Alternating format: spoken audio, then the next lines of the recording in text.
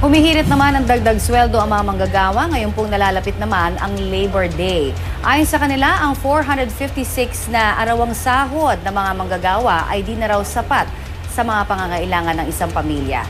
Narito ang report ni Athena Imperial.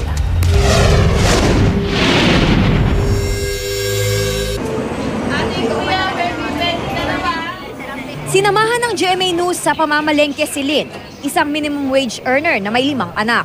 Sinubukan niyang pagkasyahin ang 228 pesos o kalahati ng arawang kita niya sa pagkain nila sa buong araw.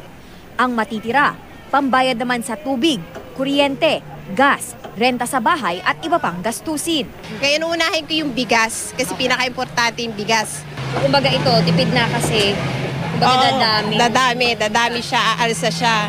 Kumuha siya ng 2 kilong bigas at ulam, sapat para sa isang araw. 11, 12, 13, 14, 15, 16, 17, 18. 18. Yung 8 peraso. Opo. Hanggang dinner na po to kasi 7 kami. So dahil mas mura yung tulya sa halip na tahong, Tulya na lang po bibilhin ko, 30 kalahati. Di hanggang gabi na rin yung may sabaw kami. sa ngayon, 82 pesos na lang ang natira sa kanya. Pagkakasyahin pa raw niya ito sa iba pang sangkap ng ilulutong ulam. Dapat may bawas, te. Walang dagdag. Dagdag na may isa. Ano na yon? Tapat na ba yun? Tapat na ba? Dagdag naman. Bumili din siya ng prutas at iba pang panluto. Mahirap, napakahirap. Sa pagkain, tipid na to. Minsan kulang pa yung 2 kilong bigas. 7 kami. Kung ano, minsan pinauna na lang namin yung mga bata kumain. Starvation wage daw ang tawag dito ayon sa partido ng manggagawa. Sa survey nila, lumalabas na mahigit 1,200 pesos ang tipikal na gastos kada araw ng isang pamilyang may 6 na miyembro.